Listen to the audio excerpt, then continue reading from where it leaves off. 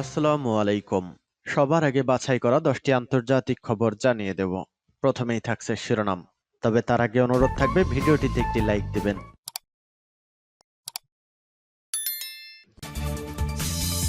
Israel ফিলিস্তিন যুদ্ধের সর্বশেষ আপডেট সংবাদ। এই মুহূর্তে আমাদের হাতে পাওয়া তথ্য, যুদ্ধের এই পর্যায়ে এসে ইসরায়েল হামাস চুক্তি কেন এত গুরুত্বপূর্ণ। এরপর জানিয়ে দেব ফের রকেট হামলা, হামাসের কড়া হুঁশিয়ারি দিয়েছে ইসরায়েল। এবং জানিয়ে দেব ষড়যন্ত্রের পরিণাম ভোগ করছে ইসরায়েল, বলছে উত্তর কোরিয়া। আরো জানিয়ে দেব ইরান এখন পশ্চিম এশিয়ার প্রধান প্রতিরক্ষা শক্তি, বলছে মুখপাত্র। সুপারসনিক ক্ষেপণাস্ত্রে সজ্জিত ইরান। আরো জানিয়ে দেব ইরানের সঙ্গে লড়াইয়ের শক্তি ইসরায়েলের নেই, বলছে ইরানি কমান্ডার। সর্বশেষ জানিয়ে দিব কেন যুদ্ধের মধ্যে ইসরায়েল সফরে ইলন মাস্ক। শুনছিলেন সংবাদ শিরোনাম, এখন বিস্তারিত। তবে তার আগে অনুরোধ থাকবে ভিডিওটিতে একটি লাইক এবং কমেন্টস করে জানিয়ে দিন এই ভিডিও সম্পর্কে আপনার মূল্যবান মতামত। আর অবশ্যই এই ভিডিওটি আপনার বন্ধুদের মাঝে বা আপনার ফেসবুকে শেয়ার দিয়ে ছড়িয়ে দিন। আর জানিয়ে দিন আপনি কোন জেলা থেকে বা কোথা থেকে আমাদের সংবাদ শুনছেন এবং দেখছেন।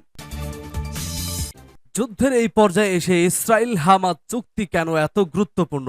অবরুদ্ধ গাজায় গত 6 সপ্তাহেরও বেশি সময় ধরে তীব্র লড়াই চলার পর অবশেষে যুদ্ধরত পক্ষগুলো বহু প্রতীক্ষিত যুদ্ধবিরতি চুক্তির বিষয়ে সম্মত হয়েছে। গত 7ই অক্টোবর থেকে হামাসের হাতে আটক ইসরায়েলি জিম্মিদের মধ্যে প্রাথমিক পর্যায়ে 50 জনকে মুক্তি দেওয়ার কথা রয়েছে এই চুক্তিতে। এর বিনিময়ে গাজায় 4 দিনের অস্থায়ী যুদ্ধবিরতি এবং ইসরায়েলি কারাগারে বন্দী 150 জন ফিলিস্তিনি নারী ও শিশুকে মুক্তি দেওয়া হবে। ইসরায়েলি কর্মকর্তারা বলেছেন যে 50 জন জিম্মিকে মুক্তি দেওয়া হবে, তারা সবাই নারী ও শিশু। খবর বিবিসির। যুদ্ধবিরতি 4 দিনেরও বেশি সময় ধরে চলতে পারে বলে তারা জানিয়েছেন। চুক্তিতে বলা হয়েছে প্রথম 50 জনকে মুক্তি দেওয়ার পর প্রতি 10 জন জিম্মিকে মুক্তি দেওয়া হলে একটি অতিরিক্ত দিন যুদ্ধবিরতি থাকবে বা যুদ্ধবিরতি একদিন বাড়ানো হবে। জিম্মিদের স্বজনরা জানিয়েছে যে তারা এমন কোনো আংশিক চুক্তি চায় না যেখানে শুধুমাত্র কিছু সংখ্যক জিম্মিকে মুক্তি দেওয়া হবে। তবে এই ধারাটি অব্যাহত থাকলে ভবিষ্যতে বাকি জিম্মিরা মুক্তি পাবে বলে আশা করা হচ্ছে। ধারণা করা হচ্ছে প্রথম 50 জনের মধ্যে যাদের মুক্তি দেওয়া হবে তাদের বেশিরভাগই ইসরায়েলি নাগরিক, যাদের দুই দেশের নাগরিকত্ব রয়েছে। মঙ্গলবার সকালে ইসরায়েলের প্রধানমন্ত্রীর কার্যালয় বলেছে যে তারা হামাসের হাতে জিম্মি 50 জন ইসরায়েলি নাগরিককে মুক্তি দিতে সম্মত হয়েছে। এজন্য 4 দিন যুদ্ধ বন্ধ থাকবে। এই সংঘাতে হামাস ও ইসরায়েলের মধ্যে মধ্যস্থতার ভূমিকা পালন করে আসছে কাতার। এর আগেও হামাসের হাতে জিম্মি 4 জনকে মুক্তি দেওয়া হয়েছিল শুধুমাত্র কাতারের মধ্যস্থতায়। ইসরায়েল 300 ফিলিস্তিনিদের একটি তালিকা প্রকাশ করেছে যারা ইসরায়েল এবং হামাসের মধ্যে হওয়া চুক্তির অধীনে মুক্তি পেতে পারে। ইসরায়েলের আইন মন্ত্রণালয়ের ওয়েবসাইটে পোস্ট করা তালিকায় তাদের নাম, বয়স এবং বন্দী করার কারণ অন্তর্ভুক্ত করা হয়। তবে প্রাথমিকভাবে 150 জন বন্দীকে মুক্তি দেওয়া হবে বলেও আশা করা হচ্ছে। মঙ্গলবার হিউম্যান রাইটস ওয়াচ বিবিসিকে জানিয়েছে যে ইসরায়েলের হাতে অন্তত 7000 ফিলিস্তিনি বন্দী অবস্থায় আছে, যার মধ্যে অন্তত 200 জন নারী, এছাড়া প্রায় 60টি শিশুও রয়েছে। হিউম্যান রাইটস ওয়াচের প্রকল্প পরিচালক সারিবাসী নিউজ আওয়ার প্রোগ্রামকে বলেছেন কিছু শিশুকে পাথর নিক্ষেপের মতো তুলনামূলকভাবে লঘু অপরাধের জন্য আটক করা হয়েছিল। তিনি আরো বলেন এই ফিলিস্তিনি শিশুদের সামরিক আইনের অধীনে মধ্যরাতে গ্রেপ্তার করা হয়েছে। তাদেরকে বাবা মা আইনজীবীর উপস্থিত ছাড়াই জিজ্ঞাসাবাদ করা হয়েছে এবং অপেক্ষাকৃত লঘু অপরাধের জন্য দীর্ঘ সময় ধরে বন্দী করে রাখা হয়েছে। এদিকে গাজায় এখনো লড়াই অব্যাহত রয়েছে। হামাস পরিচালিত স্বাস্থ্য মন্ত্রণালয় বলেছে ইসরায়েলের অভিযানে এ পর্যন্ত 14,000-এরও বেশি মানুষ নিহত হয়েছেন, যার মধ্যে 5,500-এর বেশি শিশু।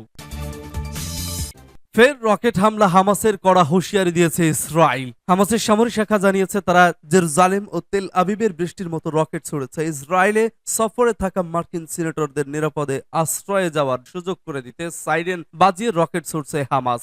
ইউএনএআইডি প্রধান মার্টিন গ্রিফিথস বলেছেন আমাদের চোখের সামনেই গাজার স্বাস্থ্য ব্যবস্থা পুরোপুরি ভেঙে পড়েছে। হাসপাতালগুলো আহত মানুষে উপচে পড়ছে, পানি নেই, জ্বালানি নেই, ঔষধপত্রের সরবরাহ নেই। ইসরায়েলি সেনাবাহিনী জানিয়েছে গাজায় হামাসের হাতে আটক ইসরায়েলি সংখ্যা 155 থেকে 199 হবে। ব্রিটেনের প্রধানমন্ত্রী ঋষি সুনাক বলেছেন হামাসের প্রথম হামলায় 6 জন ব্রিটিশ নাগরিক প্রাণ হারিয়েছেন, নিখোঁজ রয়েছেন 10 জন। ইসরায়েলের পাল্টা হামলায় গাজায় এখন পর্যন্ত 2700-এরও বেশি মানুষ প্রাণ হারিয়েছে। ইসরায়েলের ইন্টেলিজেন্স মিনিস্টার গেলা গামলিল বলেছেন হামাসকে গাজা থেকে নিশ্চিহ্ন না করা পর্যন্ত আমরা থামব না। ষড়যন্ত্রের পরিণাম ভোগ করছে ইসরায়েল, বলছে উত্তর কোরিয়া। ফিলিস্তিনি স্বাধীনতাকামী গোষ্ঠী হামাসের সঙ্গে বিরোধ বাড়ানোর জন্য ইসরায়েলকে দায়ী করেছে উত্তর কোরিয়া। উত্তর কোরিয়ার ক্ষমতাসীন দলের মুখপাত্র হিসেবে পরিচিত সংবাদপত্র রোডং সিনমুনের বরাত দিয়ে আন্তর্জাতিক বিভিন্ন গণমাধ্যম এ খবর জানিয়েছে।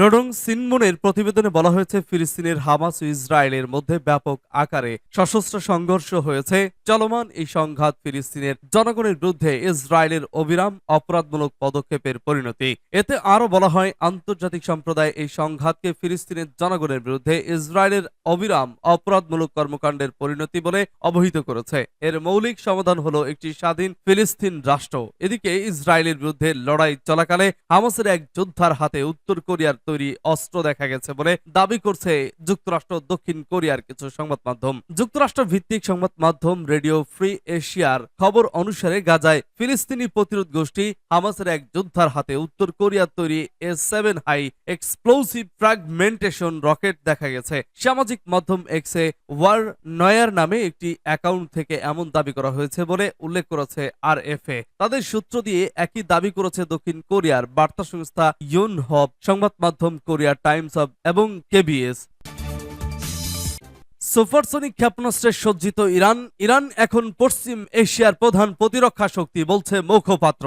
পশ্চিম এশিয়ায় ইরানের বিশাল প্রতিরক্ষা সক্ষমতা ও যুদ্ধ প্রস্তুতির প্রতি ইঙ্গিত করে ইরানের একজন সিনিয়র সেনা কর্মকর্তা বলেছেন, এই কৌশলগত অঞ্চলে ইরান 1 নম্বর প্রতিরক্ষা শক্তিতে পরিণত হয়েছে।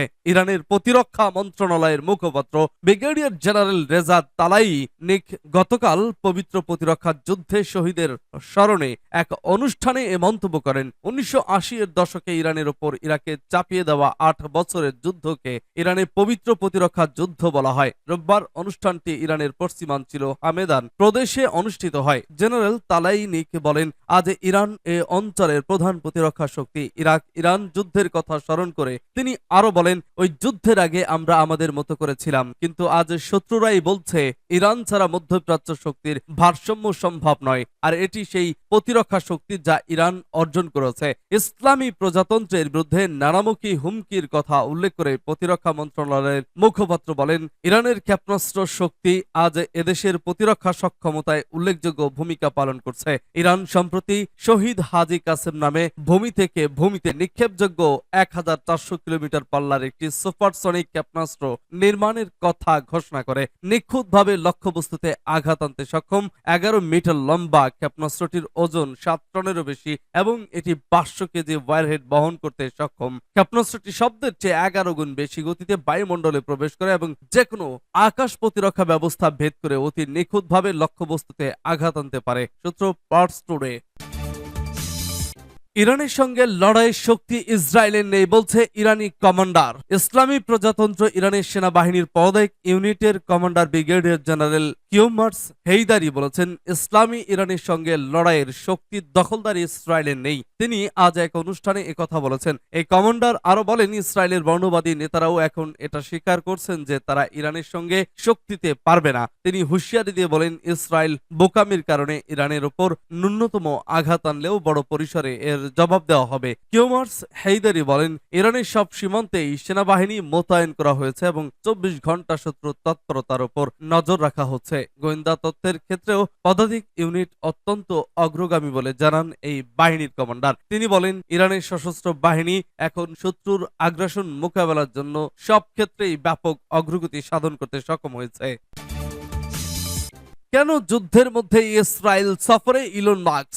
হঠাৎ ইসরায়েল সফরে গিয়েছেন মার্কিন ধনকুবের ইলন মাস্ক। দেশটির প্রধানমন্ত্রী বেনিয়ামিন নেতানিয়াহুর সাথেও দেখা করেছেন। হামাসের হামলায় নিহত হওয়া ব্যক্তিদের স্বজনদের সঙ্গেও দেখা করেন তিনি। কিন্তু যুদ্ধের মধ্যে থাকা দেশটিতে হঠাৎ করে তার এই সফর নিয়ে তৈরি হয়েছে নানা প্রশ্ন। ইলন মাস্কের ইসরায়েল সফর নিয়ে প্রতিবেদন তৈরি করেছে টাইমস অব ইসরায়েল। সংবাদ মাধ্যমটি জানায়, মূলত দুটি বিষয়কে সামনে রেখে তেল আবিব সফর করেছেন মাস্ক। সামাজিক যোগাযোগ মাধ্যম এক্সে ইহুদি বিদ্বেষ রোধে কার্যকর ব্যবস্থা গ্রহণের আশ্বাস দেওয়া এবং গাজায় ইন্টারনেট সরবরাহের জন্য নেতানিয়াহু প্রশাসনের অনুমতি নেওয়া। ইসরায়েলের অনুমোদন ছাড়া গাজায় স্যাটেলাইট ভিত্তিক ইন্টারনেট সেবা স্টারলিংকের সংযোগ দেবেন না ধনকুবের ইলন মাস্ক। সোমবার ইসরায়েলের যোগাযোগ মন্ত্রীর বরাত দিয়ে এ বিষয়টি জানিয়েছে কাতার ভিত্তিক সংবাদ মাধ্যম আল জাজিরা। মাস্কের মালিকানাধীন প্রতিষ্ঠান স্পেস এক্স এর একটি উদ্যোগ হলো স্টারলিং স্যাটেলাইটের মাধ্যমে খুব সহজেই বিশেষ প্রত্যন্ত অঞ্চলগুলোতে ইন্টারনেট সেবা দিতে পারে স্টারলিং। ইন্টারনেট টার্মিনাল যেমন রাউটার, টাওয়ার বা তারের প্রয়োজনীয়তা না থাকায় এটি সম্ভব হয়। এর আগে গেল 18 সেপ্টেম্বর ক্যালিফোর্নিয়ায় মাস্কের সঙ্গে বৈঠক করেন নেতানিয়াহু। সে সময় এক্সে ছড়িয়ে পড়া ইহুদি বিদ্বেষ নিয়ে ব্যবস্থা নেওয়ার জন্য মাস্ককে অনুরোধ করেন ইসরায়েলি প্রধানমন্ত্রী। তিনি মত প্রকাশের স্বাধীনতা ও ইহুদি বিদ্বেষের মাঝে সমন্বয় করার প্রক্রিয়া খুঁজে বের করার বিষয়টিও উল্লেখ করেন। সোমবার এক্সের এক পোস্ট ইসরায়েলের যোগাযোগ মন্ত্রী শ্লোমো কারহি মাস্ককে মূল সমস্যাটি বুঝতে পারার জন্য অভিনন্দন জানান।